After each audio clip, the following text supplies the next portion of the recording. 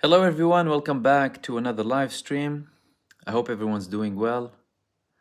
Thank you for everyone who has been waiting for me, and welcome to everyone joining in. Let's just make sure everything's up and running before we go into the live stream.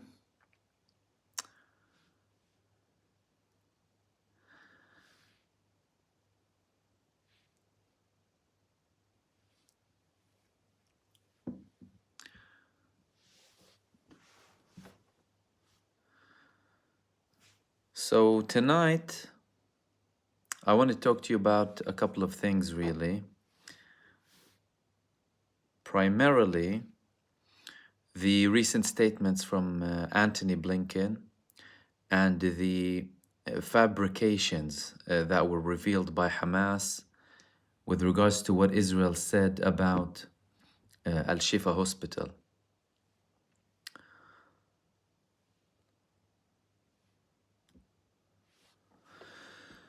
So we'll start off with Hamas and Al-Shifa, because Israel is selling, and obviously I'll open up the space for all of you to participate and ask questions. If you wouldn't mind, if you have any questions after we go through everything, if you wouldn't mind highlighting them. But we're going to start off with Al-Shifa Hospital. So Israel is selling this narrative that somehow this leadership of the Palestinian resistance, including Hamas and the PIJ, everyone was in Al-Shifa. We arrested 140 people. Sorry, we killed 140 people, right? And arrested 600 people. Now imagine the numbers for 1 second, by the way. And just to give people a bit of a background, obviously Israel attacked Al-Shifa Hospital in the beginning of this genocide. However, they've been talking about Al-Shifa since 2008, 2009. They always claimed that Al-Shifa Hospital is a base for Hamas and a base for the Palestinian resistance. Then they invaded it, obviously. Regardless of how we view the justification with regards to attacking a hospital, even if it has some sort of leadership, the way Israel did it. It's a war crime at the end of the day. But they've been selling this notion that Al-Shifa is a Hamas base. They went in, we saw what happened. Fabricated information, they started to implant evidence, supposedly like machine guns or whatever, maps, and we saw how many fabrications there were. However, they said they invaded, they arrested many of the Palestinian resistance leadership, and they killed many of them as well. Now we had a response from Hamas. Firstly, many of the people who were in that picture that Israel revealed were outside Gaza. They are not in Gaza. There's some of them are residing outside of Gaza. Doctors, that list had doctors in the hospital who were arrested. Israel published it saying as if they were the resistance, doctors and medical staff, okay? According to Hamas, Israel is doing this as a psychological war, okay? A psychological war that Israel is interested in and some international countries are interested in. To them, Netanyahu wants to send a message to the Israelis and to the international community that we have progress. We're seeing progress. Israel is at its worst point in history in terms of international relations. They're destroying all of their relations with their allies. Countries are boycotting them, not selling arms to them. They're being more and more secluded. However, because Netanyahu, and they're declaring this now about Al-Shifa, the supposed accomplishment, right? They're saying we can accomplish more if you give us more legitimacy, more time, and more weapons. Herzi Halevi, he apparently visited Al-Shifa, right? He said this is to put pressure on Hamas to achieve the results that we desire in this war. And Israel is selling it as a successful action, obviously. Hagari, the IDF spokesperson from his side, he said that they tricked the Palestinian resistance. They supposedly withdrew all of these forces, monitoring Hamas and the Palestinian resistance, waiting for them to go back to Al-Shifa Hospital to supposedly go and arrest all of them, right? Now, Israel from their end, they said 6 of them were very big names, okay? 3 of them belong to the PIJ. Their names are Muhammad al-Jundi from the Shuja'iyya Brigade, apparently, Samir Abu Oda, who's in charge of missiles, and Ahmad Samara, and he's in charge of the tunnel network, apparently, in the PIJ. 3 main Hamas members, Omar Asida and Hamada Ali, who are in charge of directing acts in the West Bank to the northern part of Nablus. Muhammad Qawasmi, who's in charge of kidnapping 3 Israelis back in 2014. And they said they killed, like I said, 140 and imprisoned 600, right? Including 350 fighters for the PIJ and Hamas. All fabricated. All fabricated to try and mentally break the resistance. Because think about it for a second. Are they that stupid, really, to go gather all of the leadership in a hospital? I mean, seriously, why would you do that in the middle of the war when you have ground troops? Secondly, if Israel supposedly tricked them, right, and they didn't have any presence over there, didn't they monitor you? Didn't the resistance monitor anything when you were coming? And could they hide? Would they be exposing themselves so heavily with this amount with these amounts of numbers? The funny thing is that Yedi'ot Ahronot, an Israeli newspaper, they published a confirmation following that from the IDF that they made a mistake with the pictures publication. And they did not arrest Ra'id Saad of Al-Qassam brigades. So they made a mistake. Sorry, we were caught. Yeah, we made a mistake. Well, what is this really? Who are you really trying to sell it to? That's when it comes to Al-Shifa. The second thing that I want to talk to you about is a very dangerous report that was published in The Guardian, that we are about to witness the most severe case of famine since World War II in Gaza. And the report said that even if all of the aid trucks go in now and the war stops, we are expected to see hundreds of deaths in Gaza on an ongoing basis for some period of time because of the level of famine, because of the level of starvation. And they came up with very severe numbers, really. They said 200 deaths a day if this continues, 6,000 deaths a month. And like I said, if there will be aid going in, the numbers will still be there, but reduce gradually, which is something very, very dangerous. The last thing that I want to talk about, and after that, I'll obviously open the space up for you if you have any questions that I would be happy to address. Blinken. So Blinken, he had another meeting with Benjamin Netanyahu, and he told him a military operation in Rafah is not the way to defeat Hamas. It will risk further isolating Israel around the world and jeopardizes its long-term security and standing. Now, they've warned them previously, and it's very important to note here that this statement from Blinken comes just after he met the Egyptian president. The Egyptians, from their side, they warned against an attack on Rafah, an invasion of Rafah, for a very long time, and there is a very high likelihood that the delay in attacking Rafah is primarily, to a very large extent, coming from Egypt. Obviously, you have the international pressure too, and you have a very significant contributing factor, which is the lack of ability and preparation from the Israeli army. I mean, they're declaring at least that they need 7,500 soldiers urgently. They're trying to force the ultra-Orthodox community to conscription, right? To force them into the army. That's not working well. They're threatening to immigrate en masse, 1.2 million, imagine that.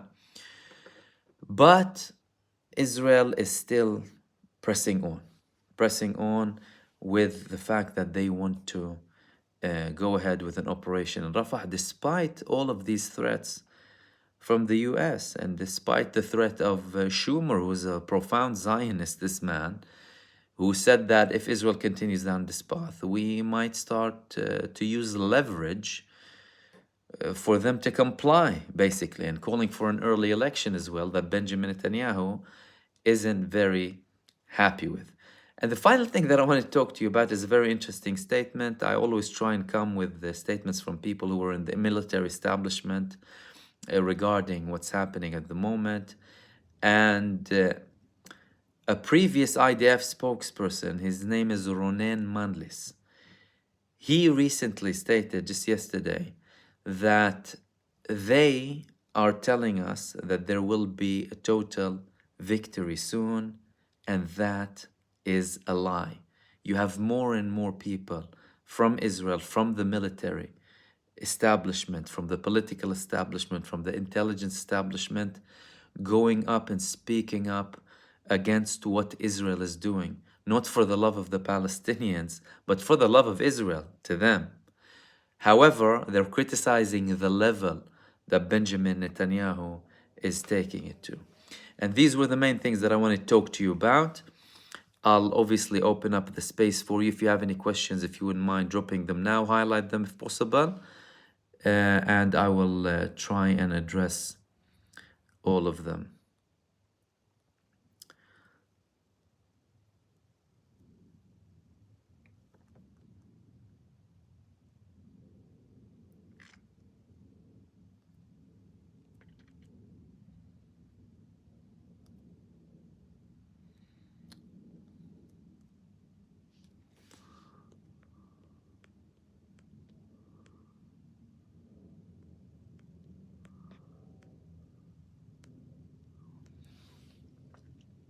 Someone is asking me ABCD why message is blocked. If you're able to share to send messages, then you're fine. There should be no block really, unless you sent a message previously that was filtered by YouTube, because some messages in live streams can be immediately put on hold.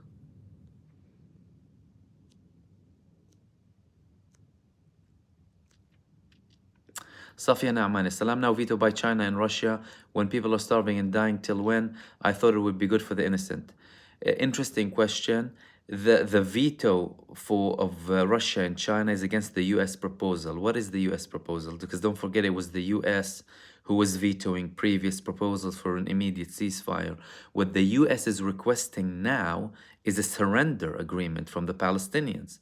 Because what they're effectively saying is, stop the war and release all of the Israeli prisoners. They're not talking about stopping ceasefire and release, they're still not stopping the war, ceasefire and release the Israeli prisoners. They're not talking about letting aid in. They're not confirming that Israel will stop the strikes. They're not confirming anything to do with the Palestinian prisoners, because to them, they don't matter. Palestinian children who are being killed and tortured to death in Israeli prisons, many of them under administrative detention. They don't care about them. And they're allowing Israel to continue this genocide. So they're giving Israel an open check to continue this genocide, and they want to guarantee the release of the Israeli prisoners. That's why China and Russia are opposing it. China and Russia are pro a ceasefire that's not conditional, or at least is favoring one side, because they spoke about letting aid in as well. The US isn't talking about aid. Everything is vague. The only thing that's clear is ceasefire, so it could be a pause without Israel withdrawing from Gaza, and release all of the Israeli prisoners. That's a surrender agreement that will only allow Israel to receive its prisoners and continue the massacre in Gaza. And I think it's an important veto by China and Russia, because again, it's not guaranteeing anything good for the Palestinian people. Douglas Boone, one state solution, Palestine with equal rights for all. I agree.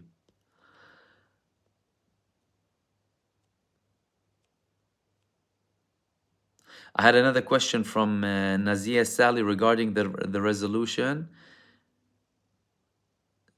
Not call for an immediate ceasefire, which is why Russia and you're right. This is exactly what I was elaborating. That they did not call for an immediate ceasefire. They're not calling to end the genocide. They're not calling to let the aid in. They're not calling for withdrawal from Israel. They're not calling to stop the airstrikes. They're not calling to end the starvation and the killing. Nothing. Medical, nothing.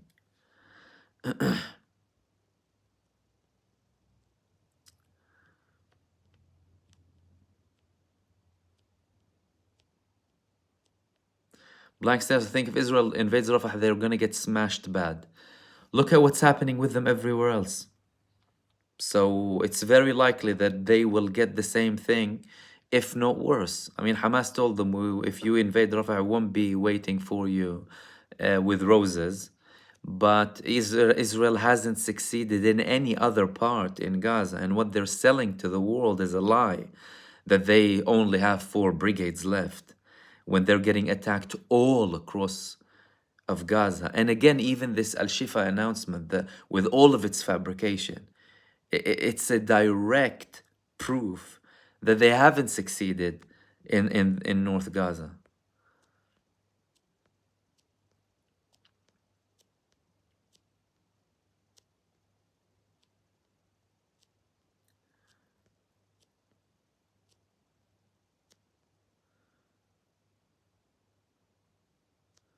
Omar Zaqut, first episode of the modcast was dope. Zeus was a great guest. It was refreshing to hear a spiritual perspective. Yeah, I think it was really nice speaking with him. I have an explosive modcast next Friday, so stay tuned. It's going to be really nice, but I'm going to keep it as a surprise for you. So hopefully every Friday you're going to have one, apart from the videos, obviously, because I'm going to still... gonna be posting videos. Raquel Okay Reloaded, will Israel run out of troops? Well, they are running out of troops, clearly. That's why they're desperate to get people in the army from Israel. They obviously don't have international support in terms of troops and stuff, and they're failing. And people are fleeing the war. People are fleeing Israel. Apparently there's 30,000 disabled, according to many reports. They're not obviously saying how many people have died. So yeah, they are actually running out of troops, but they won't outright say it like we want. But you'll read it between the lines. For example, apart from what I just said about the conscription for the ultra-Orthodox community and these things, Herzi Halevi, the IDF chief, before he had a cabinet meeting with Benjamin Netanyahu over 1.5 months ago, and Netanyahu was obviously saying back then that we want to get into Rafah, approximately even 2 months now.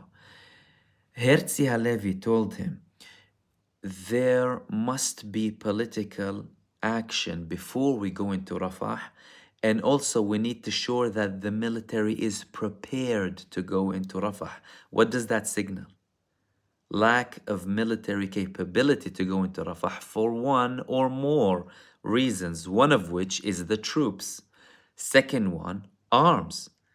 Israel started using the M113 troop carrier from the 60s, which is very vulnerable. Their soldiers are roasting inside them whenever they hit, because the Palestinian resistance took down all of their new Tiger troop carriers.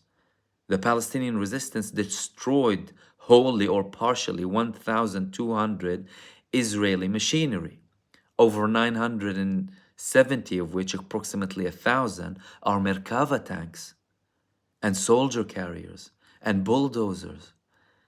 So they're not running out of troops, they're running out of tanks, they're running out of ammo.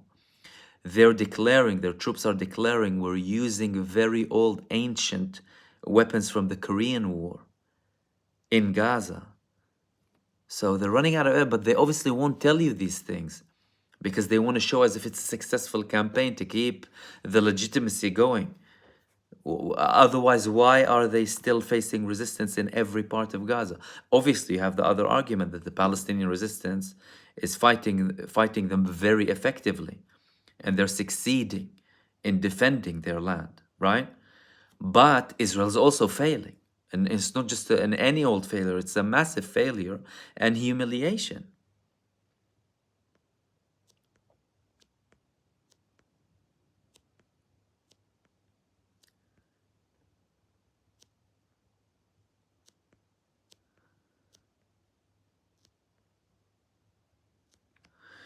Daniela Modus Cutter, question, ISIS just claimed responsibility for a terror attack in Moscow. I know, different subject. What are your thoughts?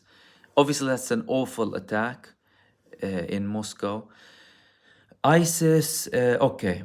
Firstly, I think it's related because these things are very much relevant, what happens against Russia.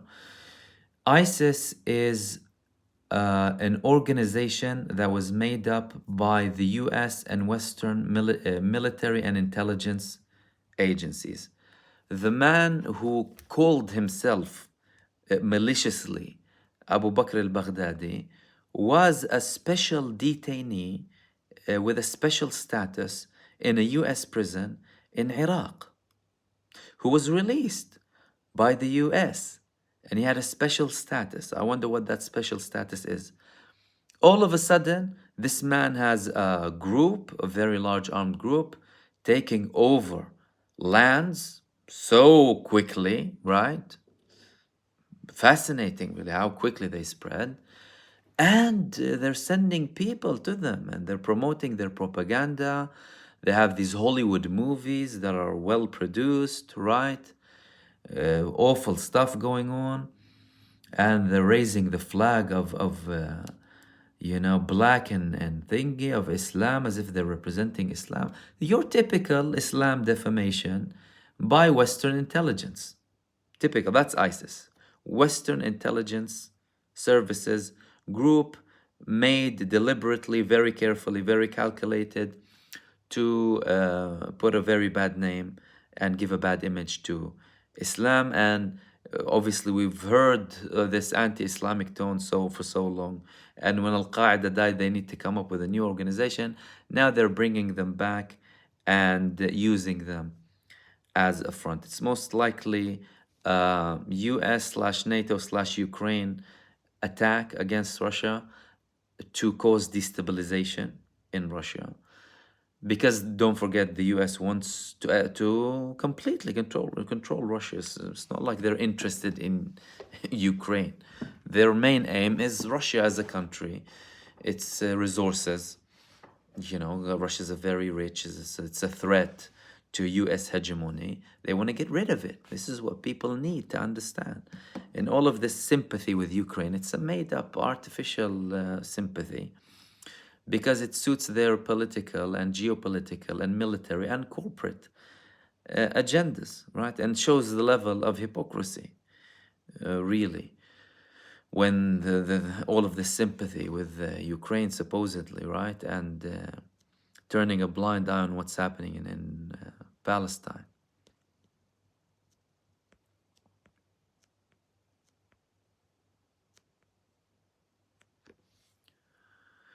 Blank Stares is asking again about the Arab Alliance and UN vetoed the US proposal. Yes, we spoke about it earlier in this video. If you rewind after we finish, you will know exactly what we're talking about. We just don't want to repeat the same answers.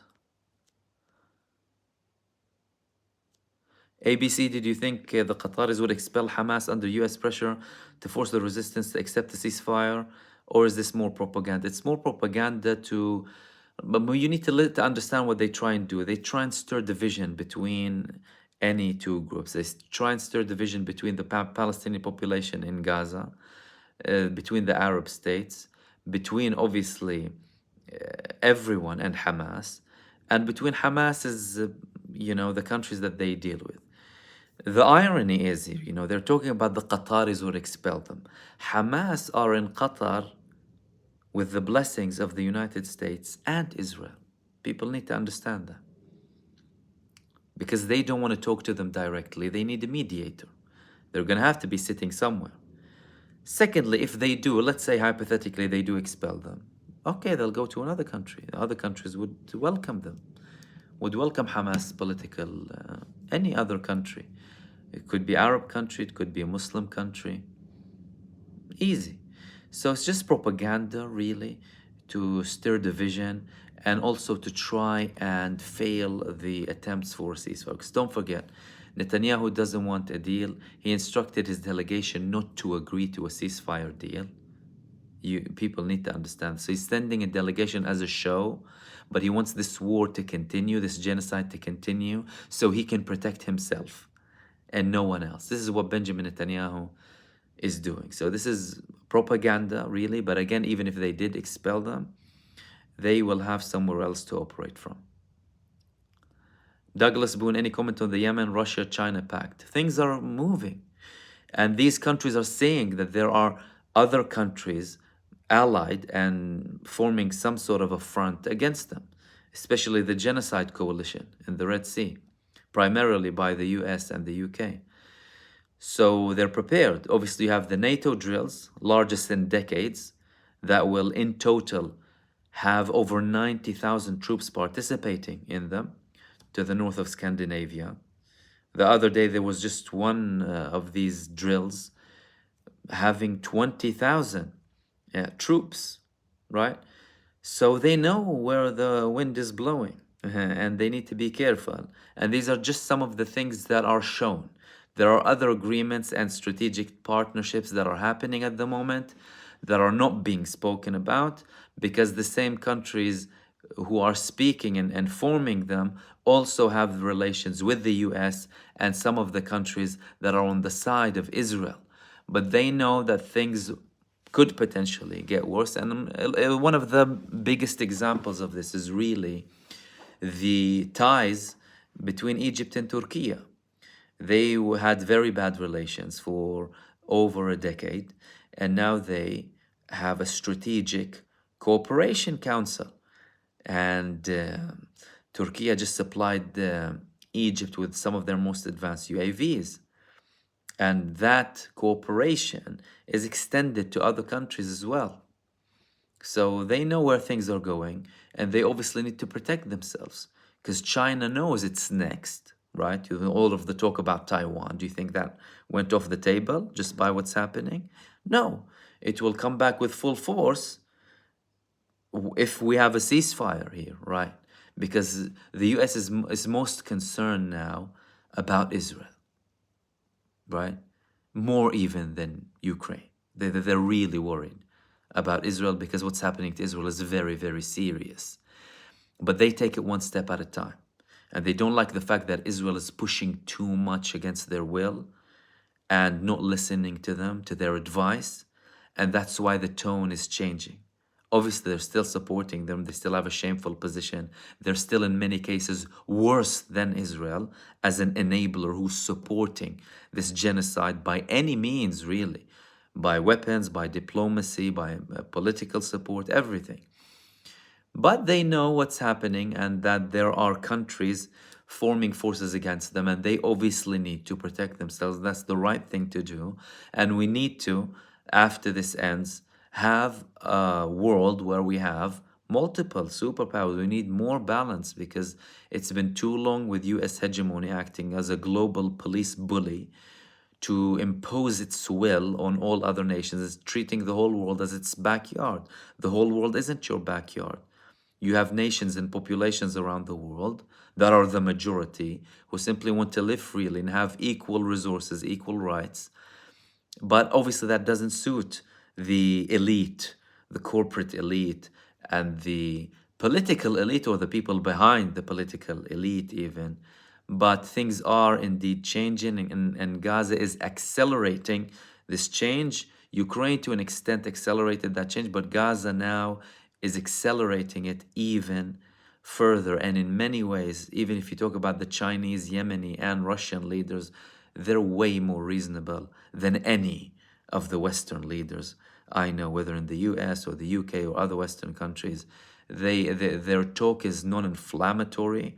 That's why they ban them. That's why they don't show them on mainstream media. Because if you listen to them, like if you listen to the Tucker Carlson Vladimir Putin interview, you would see a man talking with reason, history, non-confrontational. He's not taking even a hostile approach towards countries that are very, very hostile against him, that are actually engaged in fighting proxy war with him, right? But they don't want to show you that these people are more reasonable than them, the Chinese president and the Russian president, and not to defend them, by the way, right? I'm not like supporting them or whatever. We're just saying how they conduct themselves, how they speak, their tone, their approach, their strategic view, right?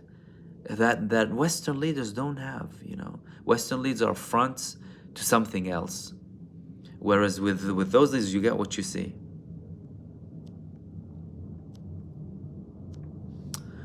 The hamster, what's the status of the IDF? Are they still in central Gaza? How many have been killed? And are they pulling out? Their status is a humiliated army, a defeated army, lack of morale, lack of capabilities, losing. They're in several parts of Gaza, but not established properly. They go in and out because the resistance constantly attacks them. How many have been killed? They haven't admitted. We can only estimate, and the estimations can vary depending on how you look at it, really. But if we were to take the parameter of the 30,000 disabled, for example, how many are wounded if 30,000 are disabled? What, another 40,000? And if you have 70,000 wounded, how many are killed? When urban warfare stats are usually 1 per 3 ratio, 1 killed per 3 injured. 15, 20,000? Very likely. Look, Hamas took down 1,200, all of the Al-Qassam brigades particularly, approximately 1,200 Israeli machinery. Most of them hold at least 4 soldiers in each one. Some of them are troop carriers with up to 19 people in them. If you take that on its own, really, you have at least 5,000. That's apart from the direct attacks, right?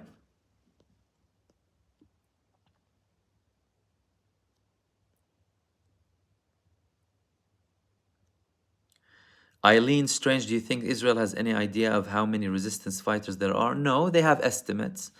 And the estimates, look, they estimated initially approximately 40,000 fighters. That could be close, but again, you can't really know because Hamas don't publish the actual numbers. But if we take Gaza's population of 2.3 million, and, you know, many of them are under 18, you could have potentially over 100,000 troops in Gaza. But the most significant thing about what's happening is what's actually happening on the ground rather than the actual numbers of the people. Because regardless of how many people are fighting, the evidence shows that they're fighting very effectively and that the resistance is showing results. And these results are primarily in not enabling Israel to achieve its objectives. You base your war winning or losing upon the accomplishment of the objectives of the war. Israel so far hasn't achieved one objective of its war, its genocide in Gaza. They haven't returned their prisoners unless it was through negotiation. They haven't destroyed Hamas's capabilities. They're not even close. They haven't stopped Gaza from posing a threat ever again on Israel, and they most likely will never. And they haven't destroyed Hamas's civil services capabilities and their day-to-day running capabilities. That's very frustrating for Israel. That's why they're resorting to anything, even no matter how much they fabricate, lie, and spin, to show some sort of an image of victory to their population and to the world that's getting sick and tired of them.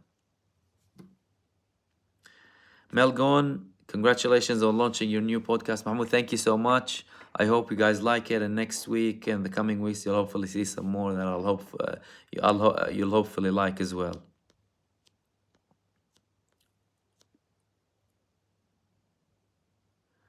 ABCD, who is the other eye in the BRICS? You have Brazil, Russia, India, China, South Africa, and added by Ethiopia, the United Arab Emirates, Iran, and Egypt now since January.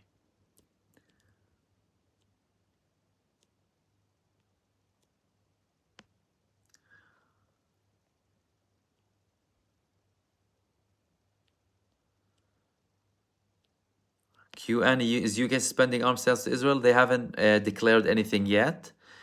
You know, we hope they do, but Britain is very Zionist in terms of government. They gave them the land, a land they don't own, to people who don't deserve it at the expense of the indigenous people. They're still, you know, their criticism of Israel is, you know, we need to make sure they're not using excessive force. That's the criticism. You know, we need a stable future. That's their criticism, not genocide, not like the tone you hear against other people. And they're still talking about Gaza, the day after in Gaza, and that Hamas shouldn't be in Gaza. What do you mean Hamas shouldn't be in Gaza? They elected them. Secondly, talk about Israel. Talk about the child-killing forces, the baby-killing forces of the IDF, the child murderers, the war criminals, the psychopaths, the supremacists, unless you're like them. And I'm inclined to believe that they're like them because their actions show it, and they say it. I'm a Zionist, they tell you here proudly. You know, people in the government, in Western governments, they'll tell you I'm a Zionist. Imagine someone from the government going up saying, I'm an ISIS member. What's the difference? Violent ideology that promotes its ideology on religious supremacy, regardless of how flawed their religious view or interpretation of the religion, whatever it is, mass murdering people with impunity. What's the difference between ISIS and Zionism? Same thing. But yet it's fine to say that you're a Zionist. And they even want to penalize now, right? And punish people, right? For being anti-Zionist. You have people in the British Parliament saying people who oppose Zionism, they hide their anti-Judaism. What are you talking about? What are you talking about, you imbecile? You have Jews in protest, Jews speaking up against Israel 24/7. And you're telling me you're equating Zionism to Judaism, right? What kind of nonsense is this? But again, it's one of their ways to fool people and spin things around and promote their propaganda and fear, you know, no, you can't criticize them. People are sick and tired by them.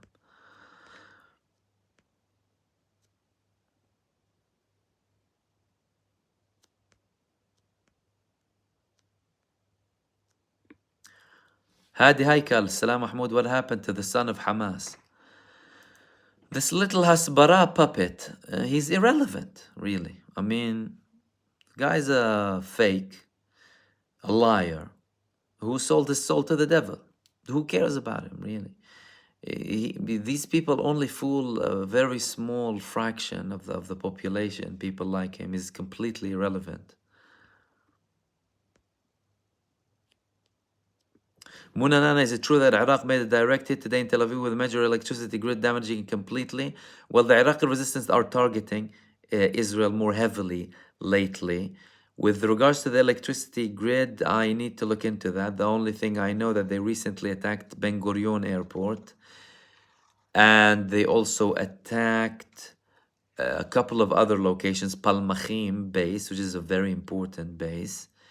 I'm not sure of that. We haven't heard reports of like a major outage in Israel or anything of the sort.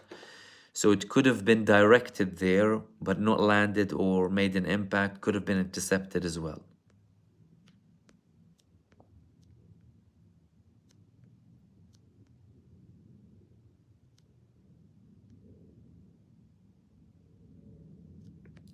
Adi Chapman, hi Mahmoud, is a troop carrier from the 60s, reinforced aluminium. I'm not entirely sure what material it's made out of, but it's very, very weak, very, very vulnerable.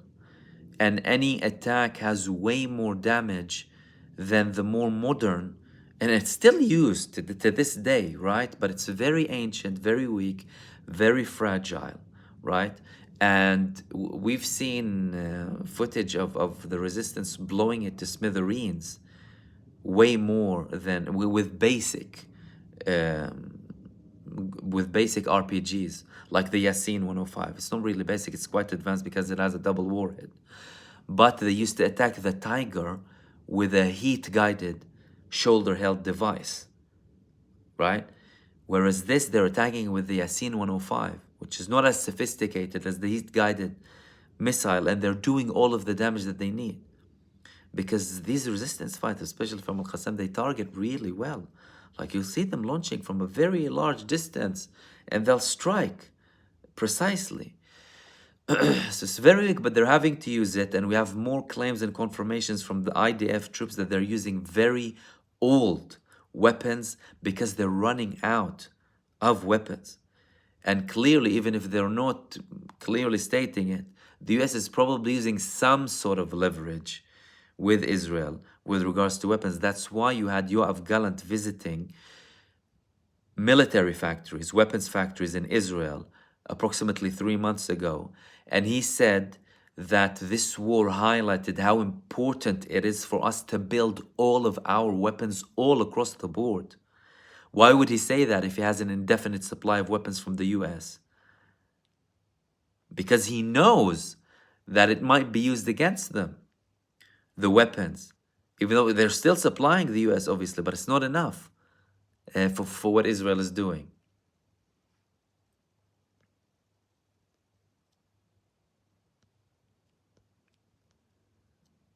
Farhan Khalid, my podcast is on my videos. If you go to my video tab, or I have a playlist called the Modcast, you'll see all of the podcasts there, and they're gonna be released on a weekly basis. Not every Friday they're gonna be released. And sometimes you might not get notifications. Make sure you have the notifications button on, and your subscription is active, because I've had reports from subscribers that the subscribe button isn't really working for them, so make sure that's working. But if you don't see it in your home page, go for the tab and press, you'll find it there. Naima Tuk, Brother Mahmoud, don't you have news or information about the hostages in Israeli prison? Yes, I do. They're dying because they're tortured.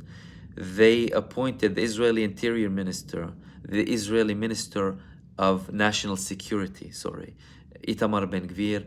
He appointed someone in charge of prisons who is worse than his predecessor, and he told him his main job is to make life worse for them.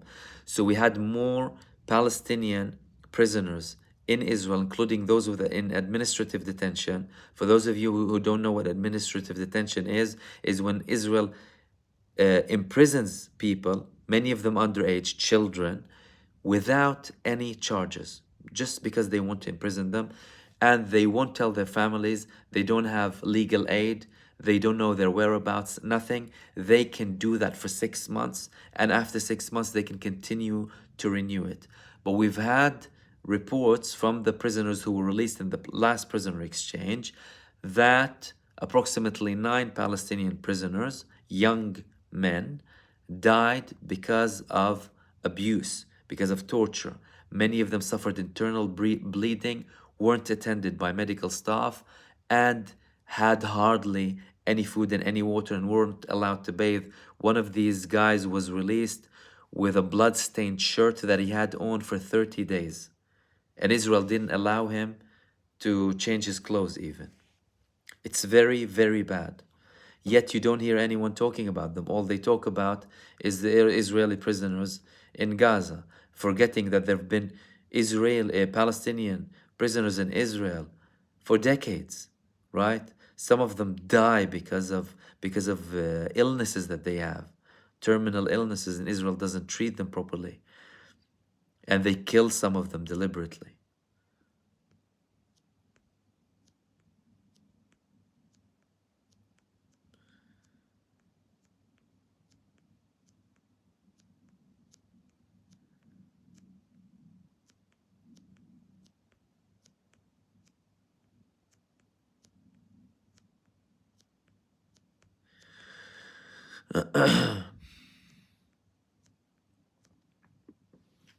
Ramplans Mahmoud, I want to congratulate you on your first podcast. I just finished watching it and it's great. Thank you so much. I'm glad you liked it. Hopefully more to come.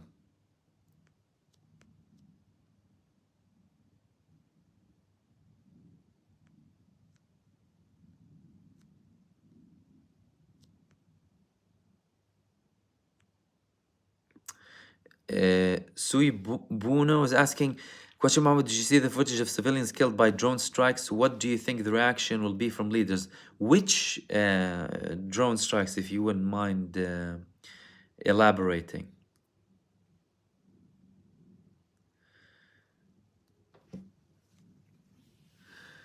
And when you answer, I can get back to it.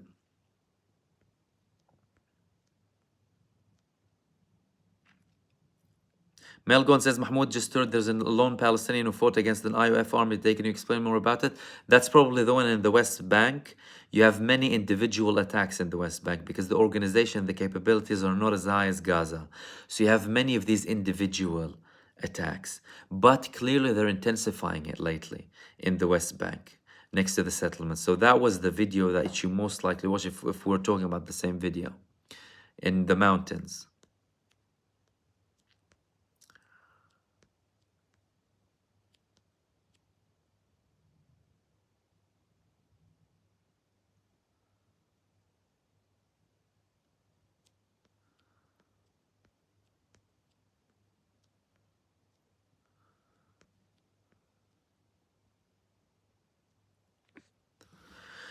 Mahdi Mahmoud, what is the status on the US Gaza port? It still hasn't finished, really. All we've seen is a bit of digging outside.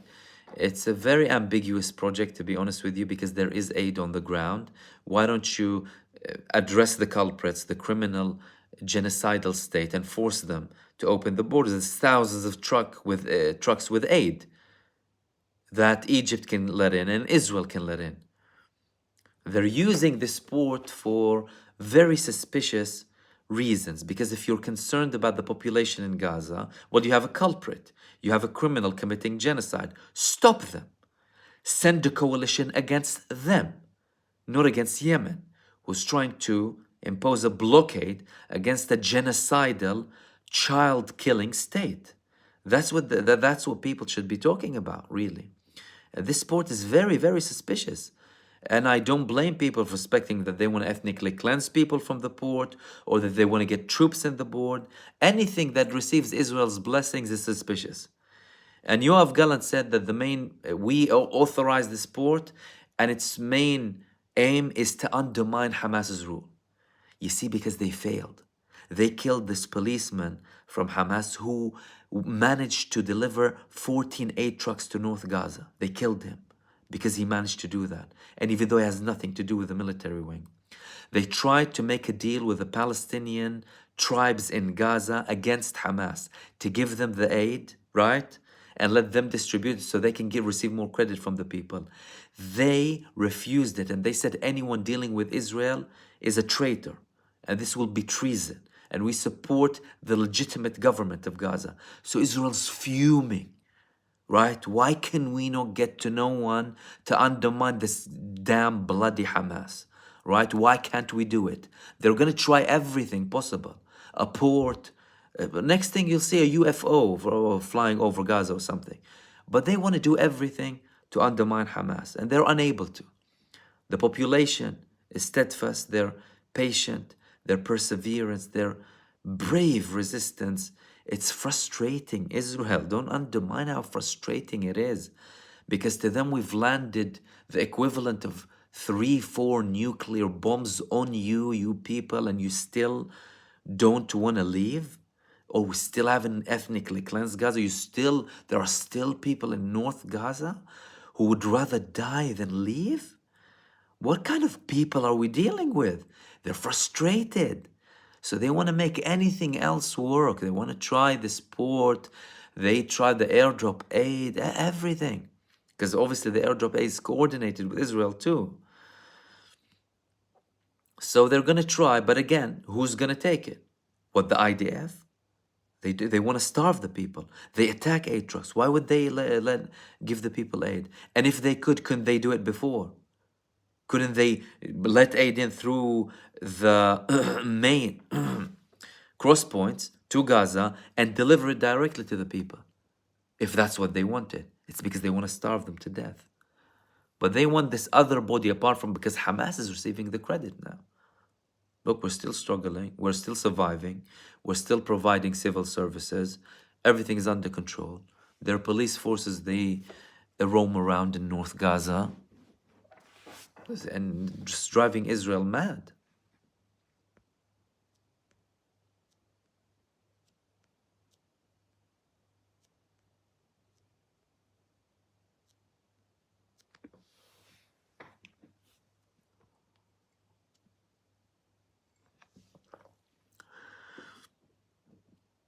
Lizzie Lizard, I'm in Cyprus. The amount of Israelis who are here looking for property has raised rents and prices. I'm not surprised. Cyprus is one of the key locations they go to, but they go to other European countries. They're immigrating in masses, massive numbers. And many of them are not going to go back.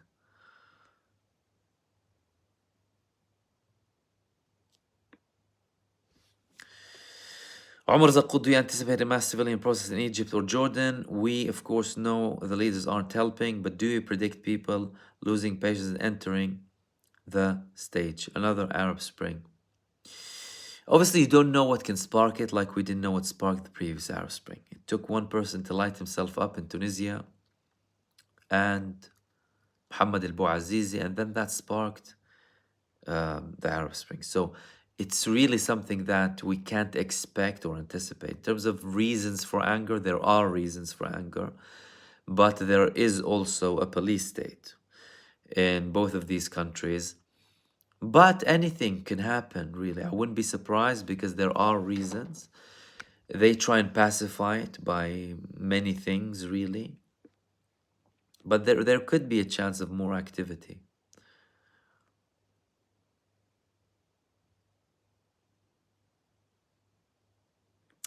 Zikhan, Akhi, Israel's are losing on all fronts and have not achieved any of its objectives. What do you think is the reason for wanting to invade Rafah, and what do you think will happen? Well, the reason that the Rafah campaign was delayed for so long is because of a couple of reasons. Their army is not that capable. Egypt took lots of measures on their border. Because why did they want to invade Rafah initially? Their aim of this whole campaign is to ethnically cleanse Gaza. They tried moving people from the north to the south. Some of them did go down. However, not all of them. They wanted to take them down, to completely expel them. Egypt had these measures in the south to tell Israel that even if you do expel people, we're not going to let them go everywhere and complete the ethnic cleansing, and they're going to remain next to Gaza so they can go back in Gaza. So what Israel planned is they invade Rafah, they bomb the wall, they bomb the borders, make space for people to flee, and then they start bombing them from the back so that they can start running in droves, in massive numbers. Now they backtracked. They didn't obviously say this, but that was their plan. That was their plan with the Palestinian population. They started saying we'll make humanitarian corridors to the north. Okay, change of tone. But it's counterproductive, really, because you wanted to invade Rafah not to dismantle Hamas, but to expel the population. Are they hiding another plan for expelling them? Did they want to expel them in another way? Could be. Could the port be part of it? Maybe.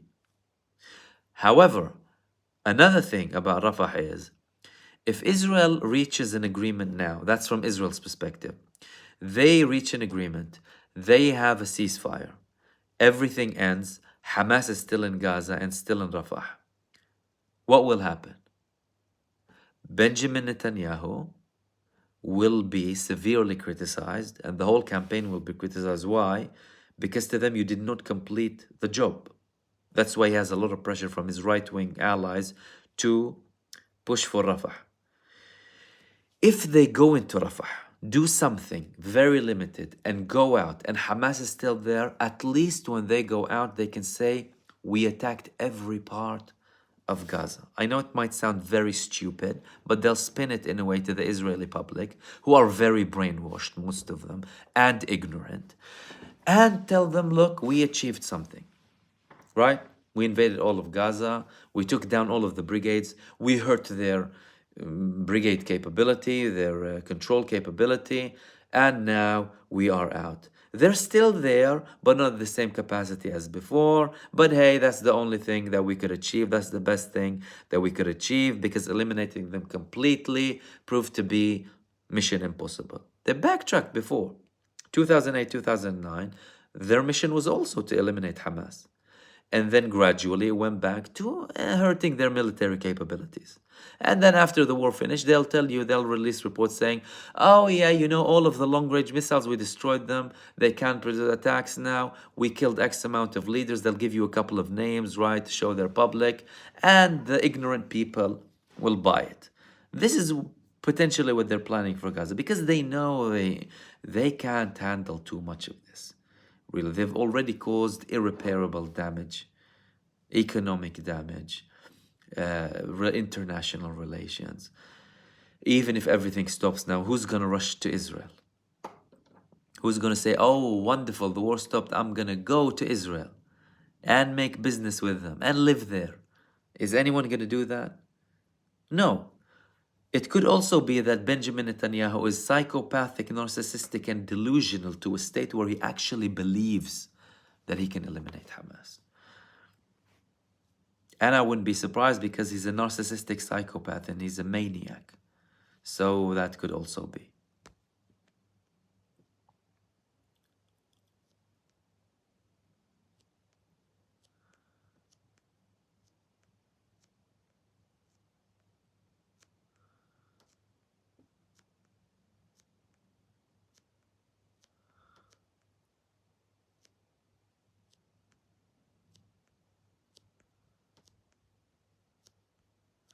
Okay, let's see if you have any more questions before we wrap up.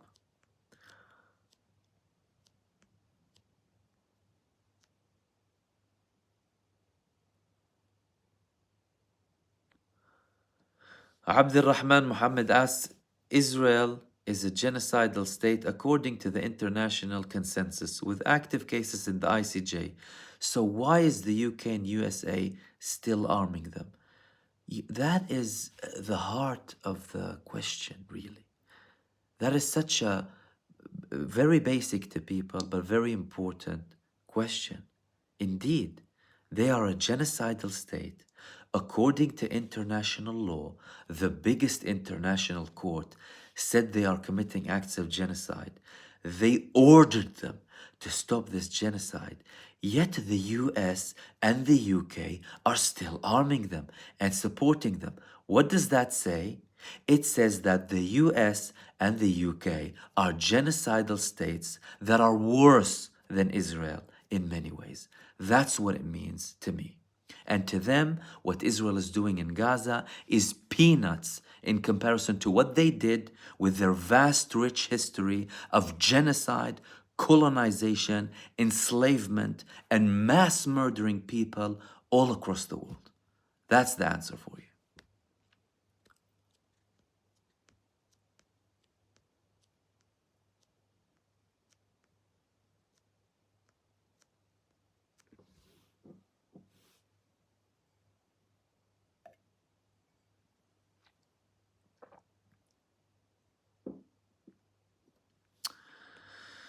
Zach asks another interesting question. You have interesting questions.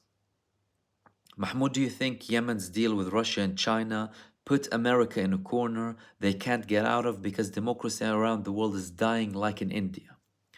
It's very, very interesting, because Firstly, the deal with Yemen, let me just answer it and elaborate first. The deal between Yemen and Russia and China is very natural. Why? Because they're threatened by the same forces. So it's natural. We're all being fought by this country and its allies, and it's mainly the US really, because the EU is a little puppet to the US really. They have no say. They don't have their own will really. The EU is a little puppet continent to the US. And many people in Europe are not happy about that, by the way. However, because democracy is dying around the world, like in India. You know, some people criticize me personally for speaking about democracy, you know that. But what people fail to understand about that democracy in its true original form is power to the people. What do you need more than that? Of course, we want power to the people. What do you want, someone else controlling us? We want power to control our own destiny. This is how Athenian democracy started, and it was way more democratic than modern democracies. What we have now in the US and in Europe is elected dictatorships. That's what we have. We have a facade, a pseudo-democracy. We don't have democracies. The people are not controlling the show. In the UK now, you have unelected leaders. Because we didn't have... So they elected someone, but they decided to appoint someone else. That's no longer elected. Sorry. You need another referendum or a new election. Secondly, you have mainstream media that's the long arm tool on your head like that to control your brain and manipulate it and scare you and control what you think, right? Please be awake to that. Spin everything. And the masses, they'll see the headlines. Headline says X is bad. Oh my God, X is bad. I need to vote for Y. G is evil. Oh my God, G is evil. I need to vote for A. But this is how it works with people. Because most people don't look into stuff. Let's be frank here. Most people can be fooled easily. We have a facade of a democracy. True democracy doesn't exist here. That's why you need a reform. It's really a battle of the people against tyranny. And it doesn't only stand in Israel. Israel is the highlight of this project. And people justifying what Israel is doing is justifying the act. And that act can go from Israel to the UK, to Europe, to America, everywhere. Because you have the same mentality. You justified the act, you wait for your turn. So it's not like democracy is dying. Democracy is already dead in terms of a governing thing. Then you have the argument of democratic societies, freedom of speech, other stuff. But then think about it. The governments are constantly attacking democratic values. Freedom of speech. Can you talk about every subject that you like? You can't, because some subjects, oh no, you can't question that. Otherwise, you'll be labeled as X and be potentially imprisoned in some of these enlightened countries. Okay? There is no freedom of thought. You need to think what we tell you to think, or we'll shut you up. And in many cases, they kill people and assassinate them too. Right? Then you talk about the vote. Well, if you have so much money in mainstream media and politics, and when money buys politicians and buys media and controls what people think, what kind of a democracy is this? Plus, when you talk about democracy, you need active, dynamic democracy. You can't have democracy only by state. So, if you have anything of significance that the government wants to take on, or something very big is happening, you need to go back to the people. And look at what's happening now. The people are in the streets in their masses, protesting against this genocide. What are their governments doing? Labeling them. Telling them, oh, hate marches. Oh no, stop, we've heard you. That's it, stop. We've got the point. End it. That's democracy. That's not democracy. That's a facade. These are corrupt politicians, fronts, acting on behalf of the people who paid for them to be there. And that should really be present in the conversation, and it's a very important question.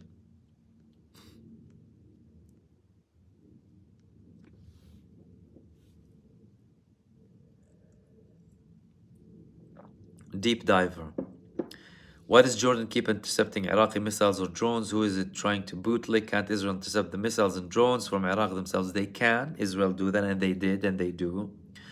Jordan, if any UAV or missile comes from another country to Jordan, well, Jordan has bases.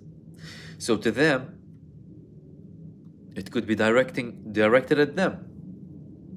So they want to protect themselves, right? Not to justify their position in everything, but this is what I'm saying. This is what I'm explaining. Okay, something came into our territory.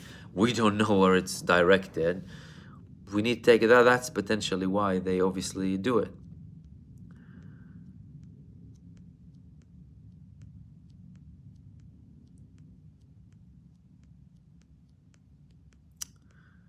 Okay.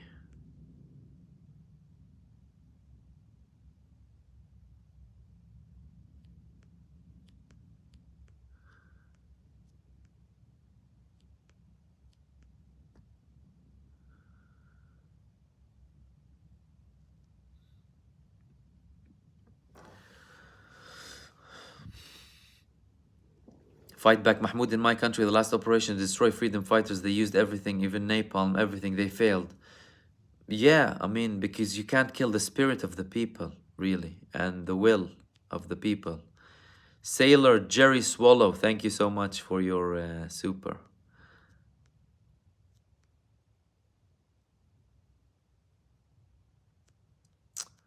Frank Sasser, what does Mahmoud think about the recent Jared Kushner statement? If you mean regarding the property thing, because that's the latest that I've heard from him, it's typical, really. These people are Zionists, and nothing surprises us. And you know, no one should expect anything good from them or from Trump himself, really.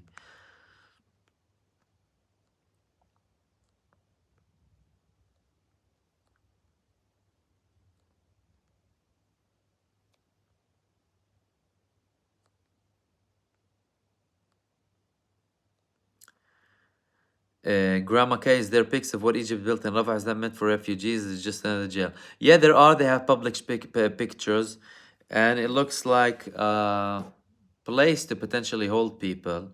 You can call it whatever you like, really, a prison or whatever it is, for a potential Israeli action, because they reached a level where they thought that Israel is going to take action in Rafah imminently, and to them they had to take action immediately to try and stop it and counter it, to try and deter Israel and actively prepare themselves for something.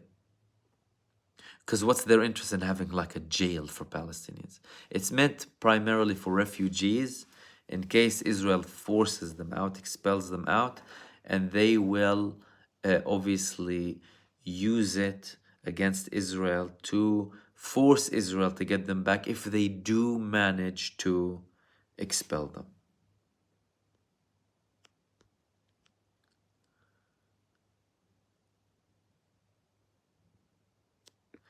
Suatros, Brother Mahmoud, do you know about Al-Aqsa replica in Kabul, Afghanistan as an act of solidarity with the Palestinians? Yeah, there are many actually around the world as an act of solidarity, even before this happened, which is obviously good. It reminds people.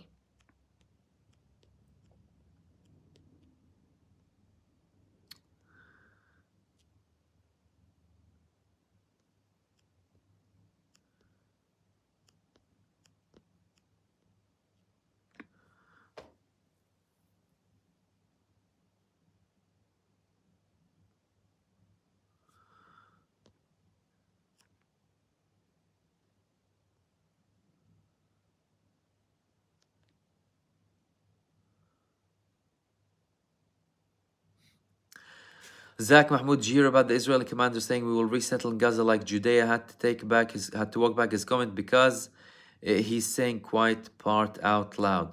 Look, that's the thing here. You know, they know that that's their intention. Many of the things they actively do in Gaza prove it with regards to infrastructure, the way they literally flatten everything out. And they obviously have development plans. We've seen the papers, we've seen the 3D development maps of Israeli settlements in Gaza. They actually want to do it, and many of these soldiers fighting there are working towards that cause, because many of these soldiers are part of the Kfir division. The Kfir division is made up of settler soldiers who have the mentality of Netanyahu and his right-wing allies, because the traditional Division 36 was no longer compatible to that level with Netanyahu, and they actually stopped wanting to participate in the war. So they had to bring these radical lunatics to fight for them.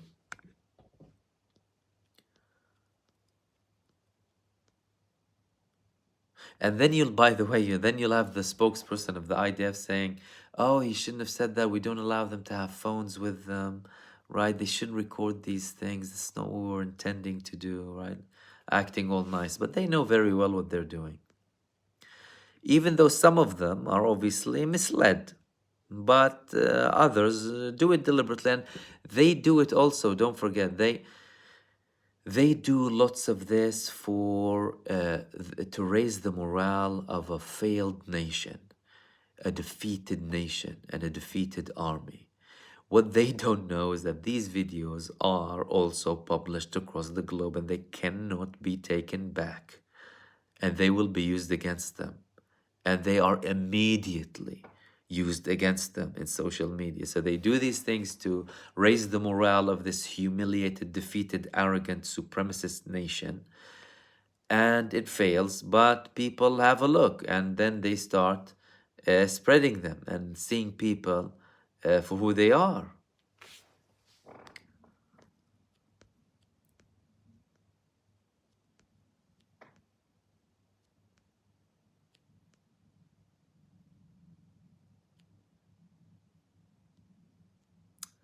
Mena Vanessa, thank you so much for your super. Said Assalamu alaikum, brother. Thank you for your hard work. Always look forward to your videos. Thank you so much. And everyone else sending comments and super. Sorry if I missed some of them. And Khalid Razzaq, thank you. Okay.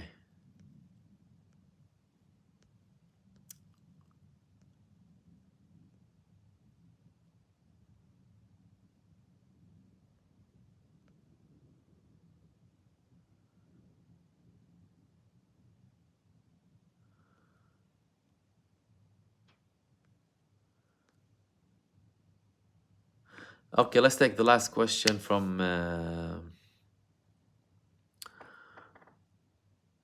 Zach.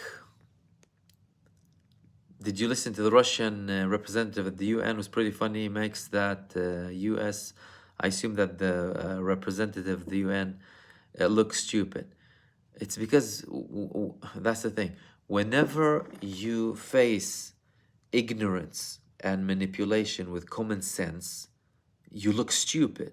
And that's what happened. That's why they don't want you to listen to the other side. Even. They can't handle a debate. They can't handle someone confronting them with the alternative. So they'll shut them down. So like RT is shut down. People are banned from social media.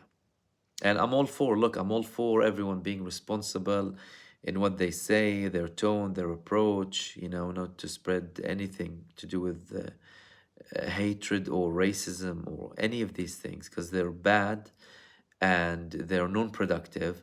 And what people should be focusing on is constructive criticism and feedback to build upon and to improve and reach something better. But that's not what the other side is interested in. All they're interested in is spinning, shutting down the opposing opinion and not having a space for people to talk. That's what they're interested in. And anyone who comes with a rational, reasonable argument would make them look very weak, to say the least. And we'll end it with that. Again, thank you guys so much for joining me. Apologies if I didn't address all of the questions. Just tried to kind of focus on the most relevant questions for the subject tonight. If you missed any part, this will obviously remain on my YouTube channel in the live section, because note I have sections on the channel. There's the videos, there's the live, and there's the community tab and stuff like that. So make sure to go to the live tab to see any live stream and other live streams. I will obviously notify you day by day with regards to if we have another live stream. And in the meantime, thank you again. Enjoy your weekend. Enjoy your day, night, or evening, depending on where you are. And I'll see you in the next live stream, and take care.